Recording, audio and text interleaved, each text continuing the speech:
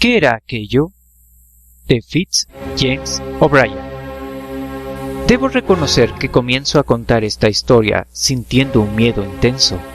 Los hechos que me dispongo a mencionar ofrecen un carácter tan excepcional que me asalta la duda de si no me tropezaré con la total incredulidad de la gente y hasta con sus bromas hirientes. No deben importarme por el momento. Ahora solo debo reunir la necesaria valentía literaria para hacer frente a la desconfianza.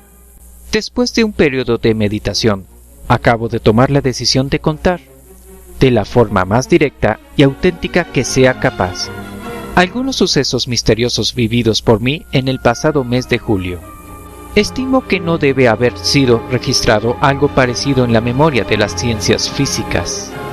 Resido en la calle 26, número 10 de la ciudad de Nueva York. De alguna manera puede ser considerado un edificio bastante atractivo. Desde hace unos años pesa sobre él mismo la fama de hallarse hechizado. Resulta una casa grande y señorial que se halla circundada por los restos de un jardín, que en la actualidad se ha convertido en una zona verde utilizada como tendedero de ropa. La taza sin agua, de lo que antiguamente fue una fuente, unido a varios marchitos árboles frutales, a los que nadie presta cuidado, recuerda que allí debió existir, hace algunos años, un lugar digno de ser visitado, al disponer de flores, frutos, algunas sombras confortables y el grato murmullo de las aguas. El edificio puede considerarse excesivamente grande. Nada más atravesar un espacioso vestíbulo se llega a una escalera de caracol que rodea toda la primera estancia. La mayoría de sus habitaciones son amplias.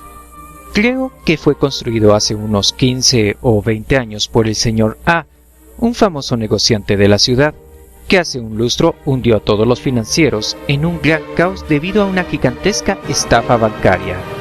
Pero Mr. A, lo que conocen todos los lectores de periódicos, huyó a Europa, donde falleció como consecuencia de una afección cardíaca. En el momento que se conoció su muerte, después de verificar la noticia, comenzó a surgir el rumor en la calle 26 de que el edificio número 10 se hallaba hechizado. Como la justicia embargó todas las propiedades que la viuda del estafador tenía a su nombre, a la vez que la mansión únicamente se encontraba habitada por un vigilante y su esposa, alojados allí por orden del administrador encargado de la venta o alquiler, puede entenderse que se aceptara la mala fama de la casa. A esto ayudó mucho las historias contadas por los únicos habitantes, debido a que se aseguraron que no dejaban de escuchar ruidos anormales, a la vez que veían las puertas abrirse solas o encontraban los muebles derribados cuando ellos los habían colocado en su sitio de una forma correcta. Se diría que durante las noches allí actuaban unas fuerzas misteriosas, cuyos pies invisibles no dejaban de subir y bajar por las escaleras, lo mismo de día que de noche. Todo esto era acompañado por el crujir de unos vestidos que podían ser de seda o de una tela delicada, aunque el matrimonio nunca pudo verlos. Otro de los sonidos sobrenaturales era el deslizamiento de unos cuerpos sobre las barandillas. Dado que terminaron por sentirse aterrorizados, tomaron la decisión de abandonar la casa. Cuando se lo comunicaron al administrador, este les respondió con unas carcajadas. Aceptó su dimisión. Sin embargo, al día siguiente ya había contratado a otro matrimonio. Esto no evitó que se continuaran produciendo los sucesos extraordinarios, hasta que el caso fue conocido por los vecinos del barrio, los cuales se encargaron de divulgarlo. Esto provocó que la mansión no fuera alquilada a lo largo de 3 años.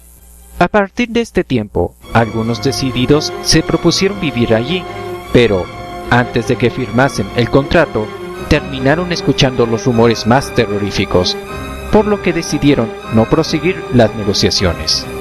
De esta forma, la dueña de mi casa, que era la propietaria también en aquella época de una pensión situada en la calle Bleecker, y que necesitaba vivir en un sitio más alejado del centro, se atrevió a alquilar el número 10 de la calle 26. Como supo aprovechar que tenía bajo su control a un grupo de huéspedes valientes e inteligentes, nos hizo conocer sus planes. sin dejar de mencionar todo lo que conocía respecto a la fama de hechizada que rodeaba la mansión donde que pretendía llevarnos. Excepto 2 personas asustadizas, un capitán de la marina mercante y un emigrante que acababa de llegar de California, los cuales nos dejaron conocer al momento que no estaban dispuestos a seguirnos. Los huéspedes de la señora Moffat aceptamos acompañarla en su aventura por el universo de lo sobrenatural. Realizamos el traslado durante el mes de mayo. Enseguida nos mostramos entusiasmados con nuestras nuevas habitaciones. La zona de la calle 26, donde se halla situado el edificio, en medio de la 7ª Avenida y la 8ª, puede ser considerada uno de los sitios más confortables de Nueva York. Los jardines que ocupan la parte trasera de los inmuebles se alargan junto al Hudson para crear unas hermosas galerías de vegetación durante el verano. Allí se respira un aire puro y saludable y, en el momento que sopla, un suave viento que llega desde las colinas de Weehawken, en la otra orilla del río. El poco cuidado jardín que circunda el edificio, a pesar de que en los días de colada sus tendederos se ven inundados de ropa, cuenta con algo de verde hierba, en el que uno puede sentarse, sobre todo en las cálidas noches, porque brinda un fresco refugio. Somos muchos los que fumamos allí algún que otro cigarro, sin importarnos la oscuridad. Yo acostumbro a observar las luciérnagas, mientras trasladan sus linternas corporales en medio del alto césped. Creo que se puede entender que, nada más instalarnos en el número 10, todos quedamos a la espera de que se presentaran los fantasmas. Debo reconocer que lo habíamos considerado un acontecimiento. Mientras se nos servía la comida, ese era el tema de nuestras conversaciones, como si lo sobrenatural nunca pudiera asustarnos. Ahora recuerdo que uno de nuestros compañeros acababa de comprar La oculta presencia de la naturaleza, de Catalina Cowell. Como no paraba de hablarnos de este libro, terminamos considerándole el enemigo de nuestra seguridad. En realidad, el infeliz sufrió una serie de percances mientras estaba leyendo esa obra. Esto nos obligó a montar un servicio de vigilancia a su alrededor, con el propósito de conocer todos sus actos.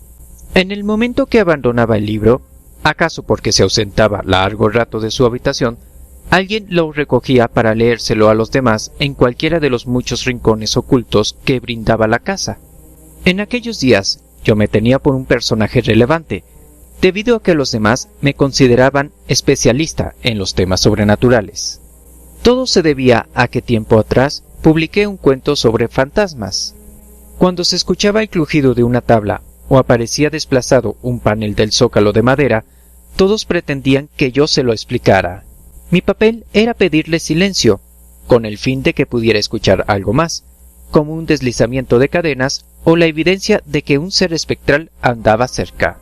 Así permanecimos casi un mes sometidos a una continua sobrecarga mental. Esto nos obligó a admitir, con bastante desagrado, que no se había producido nada a nuestro alrededor que pudiera ser calificado como sobrenatural. Ni siquiera tomamos en consideración que una vez el cocinero negro nos contó que su vela se había apagado, bajo los efectos de una criatura invisible, mientras se disponía a acostarse. Sin embargo, como yo había encontrado a este individuo más de una vez en unas condiciones que le debieron forzar a ver doble cualquier vela, comprendí que, después de haber sobrepasado el límite de alcohol que podía beber, consideró algo normal como un fenómeno misterioso. Dentro de esta inercia se produjo, de repente, un suceso tan horrible y asombroso que con su simple evocación se inquieta mi mente. Ocurrió el 10 de julio. Nada más cenar me dirigí hasta el jardín en compañía de mi amigo el Dr. Hammond, con la idea de fumar nuestra última pipa. Más allá de las coincidencias espirituales que pudieran darse entre los dos, nos hallábamos unidos por un defecto común. Éramos fumadores de opio. Conocíamos nuestro secreto y lo respetábamos, especialmente al gozar de esa extraordinaria dilatación de la mente, de la prodigiosa sensación de estar viviendo en un universo que tiene escasos puntos de contacto con el habitual. Para simplificar la explicación, la incomparable felicidad mental que no abandonaríamos ni por las mayores riquezas del mundo. Sin embargo, deseo ahora, mi entrañable lector, que tú nunca intentes buscarla. En esos momentos de éxtasis causados por el opio, que el doctor y yo disfrutábamos juntos y a escondidas, puede decirse que todo lo controlábamos con un rigor matemático. Nunca fumábamos despreocupadamente esa droga alucinógena, para dejar la imaginación deambular caprichosamente. Lo que nosotros pretendíamos era regular nuestra charla en los senderos más brillantes y sosegados del espíritu. Por ejemplo, si tocábamos los temas de Oriente, intentábamos visualizar el mágico paisaje de cualquiera de sus escenarios resplandecientes. También analizábamos a los poetas de mayor sensibilidad, precisamente a los que mostraban la existencia con los más espléndidos colores y con vitalismo, desbordante de pasión, gozosos con el predominio de la juventud, la energía y la hermosura. En el caso de comentar La Tempestad de Shakespeare, nos cuidábamos de resaltar los méritos de Ariel, a la vez que nos olvidábamos de Caliban. Preferíamos detenernos en el aspecto más luminoso de las cosas. La brillantez que conseguíamos ofrecer a nuestros argumentos nos proporcionaba una sensación muy positiva. La fascinante gloria de la Arabia mítica podía dar tinte a nuestras fantasías. Mientras caminábamos por el jardín, nos creíamos los monarcas de un reino imaginario. Hasta el torpe croar de las ranas, al llegar a nuestros oídos, adquiría el tono de unas melodías celestiales. Edificios, paredes y avenidas se entremezclaban igual que nubes preñadas de lluvia, e imágenes divinas parecían ser proyectadas ante nosotros. Podía asegurar que nuestra camaradería era muy profunda. Disfrutábamos con una gran intensidad de los inmensos placeres debido a que, hasta en los instantes de más elevado éxtasis, no perdíamos la noción de que teníamos al otro cerca.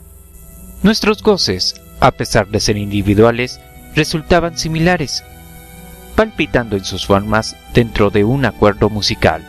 En la noche del 10 de julio, los dos nos estábamos dejando llevar por una polémica metafísica, lo que debo considerar algo desacostumbrado. Habíamos prendido nuestras enormes pipas de espuma de mar, después de cargarlas con un delicioso tabaco turco, entre el que se ocultaba una negra bolita de opio, la cual, al igual que sucedía con la nuez del famoso cuento de hadas, a pesar de su pequeño tamaño, ofrecía unos prodigios que sólo pueden alcanzar los más sibaritas. Seguimos paseando sin rumbo fijo, a la vez que hablábamos. Sin embargo, una singular malignidad influía sobre el desarrollo de nuestros argumentos. Habían dejado de moverse estos por los brillantes senderos de todas las otras noches. Bajo una influencia inexplicable, buscaban la misma meta, aunque intentáramos cambiar de conversación. Nos estábamos lanzando a las más tétricas oscuridades. Inútil resultó que, sin dejar de romper nuestros hábitos, descubriéramos los puertos de Oriente, donde había bazares bulliciosos, califas tan magníficos como Harún y harenes repletos de bellezas dentro de unos palacios de oro. De repente, nubarrones espirituales venían a ensombrecer todo lo anterior, debido a los temas que estábamos tocando. Nuestro comportamiento se parecía al genio que el pescador del cuento liberó de la lámpara de cobre. Sin darnos cuenta, estábamos rindiéndonos a una poderosa energía que nos entregaba al fatalismo.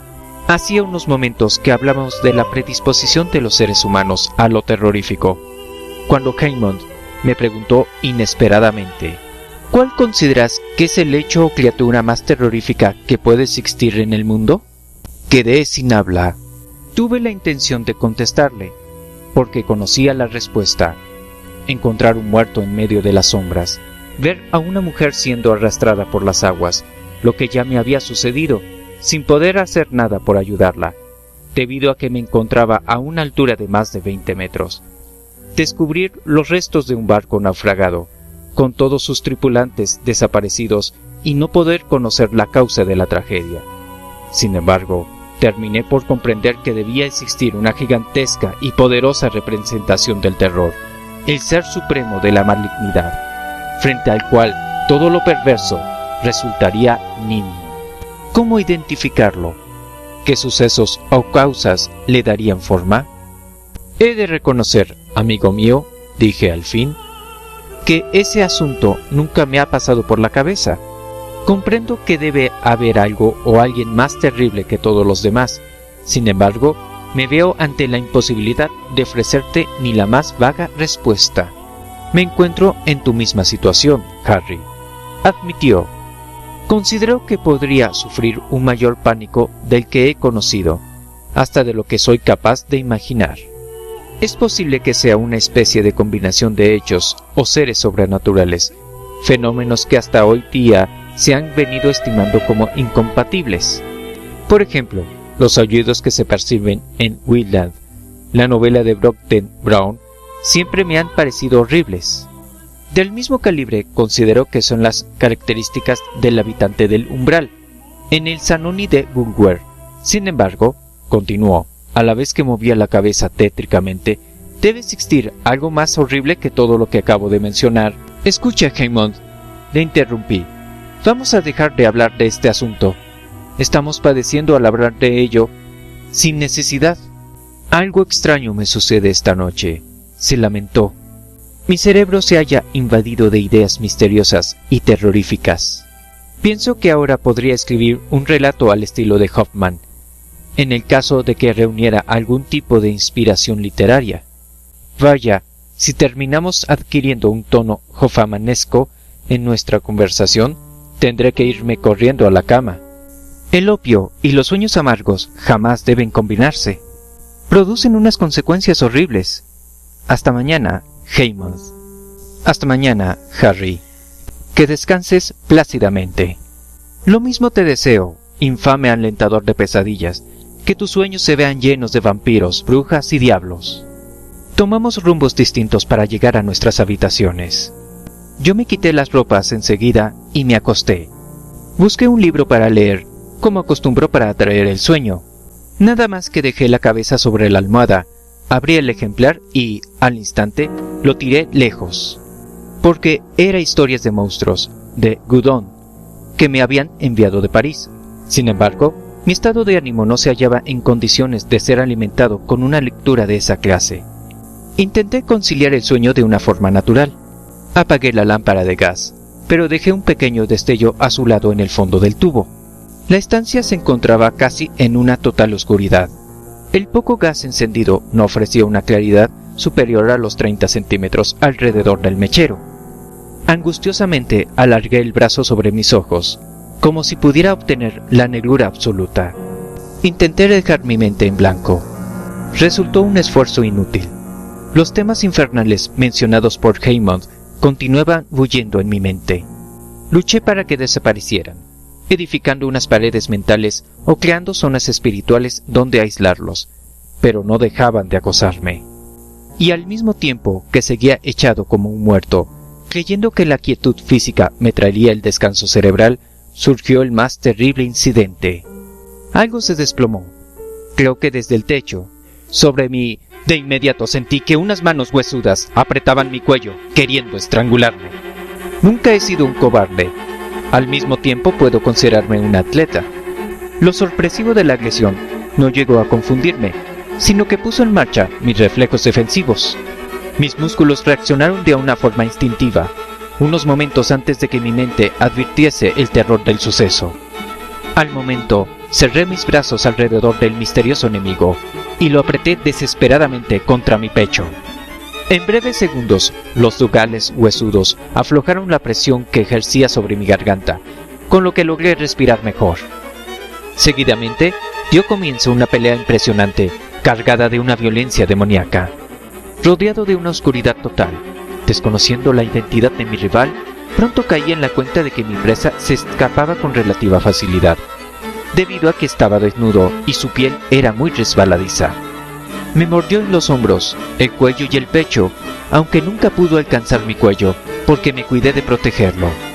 Sin embargo, para enfrentarse a un monstruo o fantasma de esas características era necesario poseer mucha fuerza, valentía y habilidad. Tres condiciones que eran mías, acaso porque me había estado preparando, sin saberlo, para librar un combate tan sobrenatural. Finalmente, después de una pelea carente de ruidos, aunque mortífera y agotadora, gracias a unas asombrosas muestras de poderío, logré echarme encima de mi enemigo.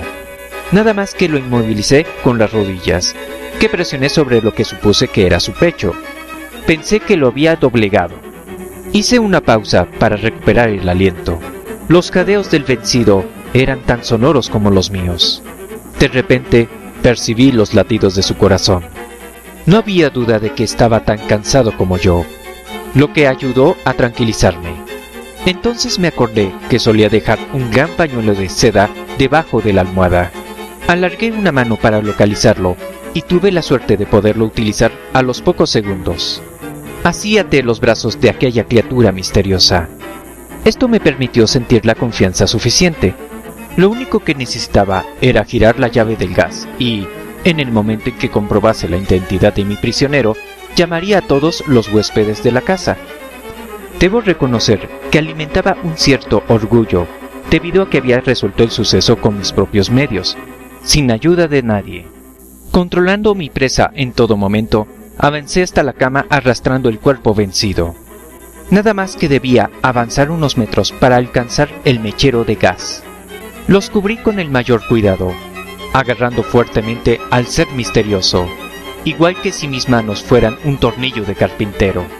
Al fin puse mis dedos cerca del destello de luz azulada, que señalaba el lugar donde se hallaba la lámpara. Con la velocidad de un relámpago, desplacé una mano y abrí la llave para contar con la mayor luz posible. Al momento giré la cabeza para contemplar a mi prisionero. Soy incapaz de describir el cúmulo de sensaciones que me invadieron en aquel instante. Creo que aullé de terror, lo que provocó que en menos de un minuto entraran en mi dormitorio todos los huéspedes del edificio. Aún hoy me lleno de escalofríos al evocar aquel horrible momento. Porque no vi nada. En efecto, mi mano estaba sujetando con fuerza un cuerpo, o lo que fuese, invisible. Esto no impedía que se escuchara su respiración fatigosa. Con mi otra mano seguía rodeando a lo que parecía un cuello humano, ya que palpitaba. Mi cuerpo apretaba otro, más agitado que el mío, pero allí no se veía nada en absoluto, ni siquiera una forma gaseosa. Todavía soy incapaz de comprender mi situación de aquellos instantes. Me cuesta evocar con la necesaria claridad un suceso tan extraordinario. Hago esfuerzos para que la imaginación me ayude a entender tan horrible paradoja, porque aquello no dejaba de respirar. Estaba percibiendo su caliente aliento en mi cara. Los dos acabábamos de pelear encarnecidamente. Yo sabía que la criatura invisible disponía de unas manos capaces de agarrar con la intención de estrangular. Además, estaba convencido de que su piel era más suave y resbaladiza que la mía. Lo tenía allí, sometido debajo de mí, tan consistente como una piedra, pero totalmente invisible. Ahora me preguntó, asombrado, cómo no perdí el sentido o la mente en aquellos momentos. Algún poder misterioso debió aflojar en mi cerebro, acaso alimentado por el instinto de supervivencia, para brindarme las fuerzas suficientes para, en lugar de rendirme ante el aterrador enigma, me enfrentase a él con unas energías extraordinarias. Había vencido a quien temblaba debajo de mi cuerpo. Cuando Heymouth llegó a mi dormitorio, en compañía de los demás, se fijó en mi rostro. Supongo que le debí parecer un loco. Por eso se aproximó, sin dejar de gritar: ¡Cielo santo! ¿Qué te ha sucedido, Harry? Querido amigo, le pedí, ven a mi lado. La situación es horrible. Una criatura misteriosa me ha atacado mientras estaba en la cama, pero la he hecho mi prisionera. Sin embargo, no la veo. Es invisible. Heymouth se quedó anonadado al comprobar el inmenso terror que a mí me embargaba. Avanzó unos pasos hacia adelante con gesto angustioso y, a la vez, vacilante. No tardé en percibir una risita débil, salida de las bocas de los demás huéspedes, que pronto se hizo más sonora. Consiguieron encolerizarme, burlarse de una persona que estaba sufriendo una experiencia demoníaca. Aquella era la más abyecta muestra de incomprensión. Ahora entiendo sus motivos. el espectáculo de un individuo combatiendo contra el aire les debió parecer de lo más ridículo, pero en aquellos momentos llegó a tales extremos mi furia que les hubiese aniquilado allí mismo. «Hammond», volví a gritar desesperadamente, exigiendo ayuda. «Por lo que más quieras, ven a socorrerme. No creo que pueda seguir sujetando a esta criatura ni un segundo más. Vuelve a pelear cuando no me quedan fuerzas para hacerle frente. Ven a ayudarme, te lo suplico». «Harry», susurró Hammond, hablándome casi al oído, «admite que has fumado demasiado opio. Tienes que creerme, amigo mío». «No es una alucinación», repliqué en su mismo tono de voz.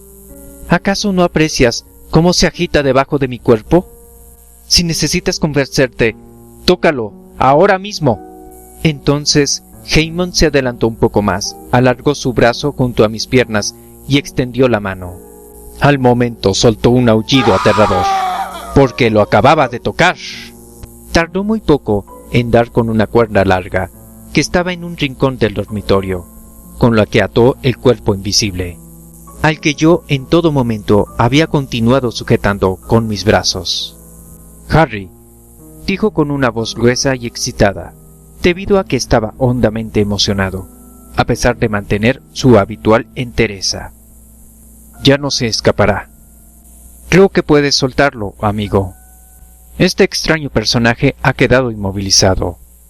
Yo me sentía exhausto, por lo que dejé a mi prisionero. Hammond se cuidó de atar los cabos de la cuerda que apresaban a la criatura invisible, pero sujetó un extremo de la cuerda a sus manos. Cuando se puso en pie, pudo contemplarse la tosca envoltura de cuerda, en medio de la cual había un hueco que nadie podíamos saber qué era. Quienes lo habíamos tocado estábamos convencidos de que era un cuerpo de apariencia humana. Los demás podían suponer que sería algo parecido a un juego de magia. Por otra parte, mi amigo se hallaba completamente a merced del terror. Sin embargo, todavía le quedaban los suficientes restos de valor y decisión. Sus labios habían adquirido una tonalidad blanquecina y estaban apretados con firmeza. Pude comprender que, a pesar de su miedo, no se hallaba acobardado. El caos mental que acusaron los huéspedes del edificio al contemplar un espectáculo tan extraordinario les llevó a creer que habían asistido a una pantomima teatral. Pero al observar mi comportamiento, sobre todo después de caer agotado, unido a la maniobra de Hammond al atar un cuerpo invisible, reaccionaron con unos sobresaltos de terror. Los más cobardes escaparon de allí. Los otros se limitaron a permanecer junto a la puerta, sin avanzar ni un milímetro cuando Hammond y yo les pedimos que vinieran a tocar a nuestro prisionero. La incredulidad quedaba patente en sus muestras de pánico. Carecían de la valentía suficiente para dejarse llevar por la curiosidad, aunque vacilaban. Resultó inútil que les rogase que se aproximaran, para convencerse con sus propias manos de que allí había una criatura invisible. Se mostraban incrédulos, pero temían comportarse como unos locos si aceptaban nuestro juego. Algunos preguntaron cómo un cuerpo que respiraba, poseía un volumen y estaba vivo no se veía. Les respondí llamando a Hammond, para que los dos, superando la repugnancia que nos embargaba, a lo que debo unir el terror, pudiéramos levantar del suelo a nuestro prisionero. Lo hicimos cogiéndolo por extremos opuestos, atado como lo manteníamos, y lo llevamos a la cama. Su peso se aproximaba al de un chico de unos 14 años. En este momento, caballeros, dije a la vez que lo sosteníamos encima del lecho, vamos a demostrar palpablemente que sujetamos un cuerpo sólido y pesado, a pesar de que no lo vean ustedes. Fíjense en lo que sucede en la superficie de la cama. Me sorprendí a mi propio valor al estar tratando aquel horrible acontecimiento con tanta naturalidad. En realidad, había superado la primera fase del pánico, lo que me permitía moverme con algo similar al orgullo del científico que es capaz de controlar cualquier sentimiento ajeno a su trabajo. Los ojos de los huéspedes se fijaron de inmediato en la cama. Con un movimiento acordado, Hammond y yo soltamos el cuerpo invisible. se pudo escuchar el ruido que producía al tomar contacto con las blandas ropas del lecho. Al mismo tiempo, las maderas crujieron y, sobre todo, la conformación de parte de la cabeza y del cuerpo quedaron marcadas en la almohada y en la colcha. Todo el grupo dejó escapar un alarido de terror y, al instante, huyeron de mi dormitorio. Heymouth y yo quedamos solos con nuestro misterioso prisionero. Estuvimos callados por espacio de unos minutos, sin dejar de percibir la respiración debilitada y discontinua de la criatura que estaba tendida en la cama. Pudimos apreciar cómo agitaba las sábanas al combatir inútilmente para romper las cuerdas. Al final, mi amigo dijo: «Harry, nos enfrentamos a una situación horrible. Tienes razón. No podemos decir que sea inexplicable». «¿Por qué? ¿Quieres ser más claro? A mí me parece que desde los orígenes del mundo no ha sucedido nada como esto. Dios ha debido impedir que enloqueciéramos o que no nos enfrentásemos a una fantasía creada por dos dementes. Seamos un poco lógicos, Harry. Tenemos delante un cuerpo consistente que hemos podido tocar, aunque no consigamos verlo. El suceso es tan increíble que nos provoca terror. Sin embargo, ¿acaso no se dan casos similares a este? Por ejemplo, un cristal puro que resulta tangible y transparente. Nada más que una pequeña impureza impide que pase de ser transparente a invisible. La idea no es teóricamente imposible. Observa atentamente esto. El hecho de que sea difícil fabricar un cristal que no refleje los rayos luminosos, un cristal tan perfecto y homogéneo en sus átomos que el sol lo atraviese como lo hace en el aire, para ser refractado pero nunca reflejado. No contemplamos el aire y, sin embargo, lo percibimos. Lo que acabas de exponer es acertado, Heymouth, pero te refieres a cosas inanimadas. El cristal y el aire no pueden respirar, mientras esta criatura posee un corazón palpitante, una voluntad que le empuja a buscar la libertad, unos pulmones que inspiran y exhalan. Estás dejando a un lado los fenómenos que venimos tratando últimamente, replicó el médico con severidad. En las reuniones espiritistas, sabemos que unas manos invisibles terminan cogiendo las de algunos de los ocupantes de la mesa.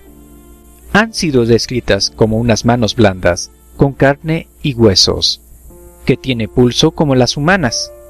¡Increíble! ¿Acaso supones que esta criatura es...? Desconozco su identidad, ni lo que puede ser, contestó de una forma solemne. Pero, si lo deseas, con tu colaboración podría analizarlo a conciencia. Permanecimos allí toda la noche, sin dormir, fumando continuamente, sentados en la cabecera de la cama, junto a aquel engendro sobrenatural, que no dejaba de agitarse y de jadear, hasta que, según supusimos, quedó agotado. Luego, teniendo en cuenta su respiración floja y continua, pudimos deducir que se había quedado dormido. Al día siguiente, todo el edificio se hallaba en acción. Los huéspedes terminaron agrupándose en el descansillo, frente a mi dormitorio. Heymouth y yo nos vimos victoriados como unos héroes. Debimos responder a infinidad de preguntas relacionadas con nuestro prisionero misterioso. Sin embargo, nadie, excepto nosotros, se atrevió a poner ni un solo pie en aquella estancia aterradora. Mientras tanto, la criatura invisible acababa de despertarse. Lo pudimos comprender por la forma convulsiva con que eran movidas las sábanas y las otras ropas del lecho. Pretendía romper las cuerdas. Resultaba horrible ver aquellas manifestaciones indirectas de sus desesperadas convulsiones y frenéticas luchas para escapar. Heymouth y yo habíamos estado manteniendo activas nuestras mentes a lo largo de la noche, con el fin de saber las formas, unidos a las características generales de aquel ser misterioso. Por lo que logramos averiguar, al pasar las manos por su cuerpo invisible, poseía características humanas: boca, cabeza lisa y carente de pelo, nariz reducida y manos y piernas similares a la de un chico. Estuvimos a punto de dejarlo sobre el suelo, que era la superficie lisa más adecuada de la habitación, para trazar los contornos de su figura con una tiza, imitando a los zapateros al marcar la piel. No obstante, abandonamos la idea al considerar que carecía de un valor científico. Ese contorno nos proporcionaría una idea poco precisa de su conformación real. Súbitamente me vino a la mente otro recurso. Debíamos obtener un molde en escayola, con lo que dispondríamos de las medidas exactas de su cuerpo. Pero, ¿cómo realizarlo? Seguro que las continuas convulsiones del monstruo romperían las envolturas plásticas, con lo que imposibilitaría la solidificación del molde. Se me ocurrió otra solución: cloroformizarlo. Si disponía de un aparato respiratorio, como habíamos comprobado, sería posible aplicarle algo a la nariz mientras lo manteníamos inmóvil. Nada más que le someteríamos a una permanente insensibilidad, podríamos manejarlo como se nos antojara. Pedimos que nos trajeran cloroformo del laboratorio del Dr. X y, una vez este hubo superado su inicial asombro, él mismo se cuidó de aplicarlo. A los 3 minutos decidimos desatar a aquella criatura y, acto seguido, un moldeador se encargó de cubrir el cuerpo invisible con la húmeda escayola. Pasados 5 minutos, ya contábamos con el molde y, pocas horas antes de que llegase la noche, dispusimos de una reproducción de aquel monstruo. En efecto, su conformación era humana, aunque tan retorcida como la de un jorobado y de un aspecto propio de la bestia más horrible. Su estatura era pequeña, ya que llegaría al 1,40 m. Lo que nos sorprendió fue el volumen de su masa muscular, propia de un levantador de pesas. La fealdad de su cara resultaba más atroz que las dibujadas por Gustave Doré, Carlot o Tony Johannesnot. Precisamente, aparece un rostro bastante similar en las ilustraciones de Un voyage en il vous prendrait, aunque no lo iguala en fealdad. Terminé diciendo que eran las características propias de un vampiro, capaz de alimentarse con la sangre y la carne de los seres humanos. Nada más que conseguimos satisfacer nuestra curiosidad y, contando con el juramento de todos los huéspedes del edificio de que guardarían el secreto, comenzamos a decidir la suerte de nuestro misterioso prisionero. No estábamos dispuestos a conservar allí a una criatura tan terrorífica, y considerábamos un crimen a la humanidad dejarlo en libertad. He de reconocer que yo apoyaba la idea de destruirlo, pero ¿quién estaba dispuesto a cargar con la responsabilidad de actuar como un verdugo? ¿Alguien podía atreverse a ejecutar a quien tanto se parecía a un ser humano? Estuvimos varios días planteando aquella cuestión que considerábamos vital. Nadie nos brindó una respuesta. Uno tras otro, los huéspedes abandonaron definitivamente el edificio. Como esto enfureció a la señora Moffat, nos amenazó a Hammond y a mí con llevarnos ante los tribunales si no hacíamos desaparecer al monstruo. Nos limitamos a responder: si usted nos lo impone, abandonaremos la casa, pero no nos llevaremos a esa criatura invisible. Quédesela usted si lo desea. Surgió en una de sus habitaciones, luego es lógico que siga bajo su responsabilidad. Como es natural, no supo qué respondernos.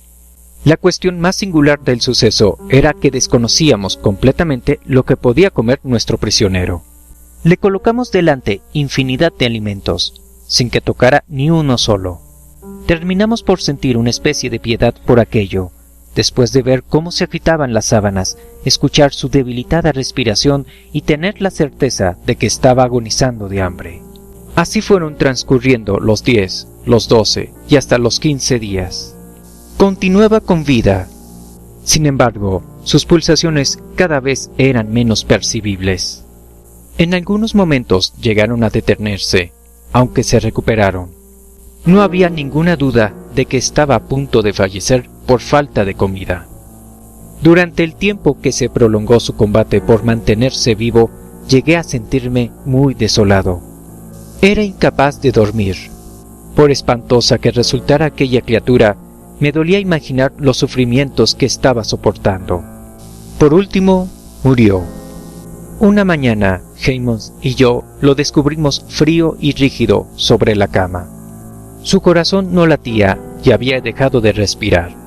decidimos enterrarlo en el jardín. Singular ceremonia fúnebre la de introducir un cadáver invisible en la fosa de tierra. Entregué el molde de escayola al Dr. X, que lo exhibe actualmente en su museo de la calle 10ª.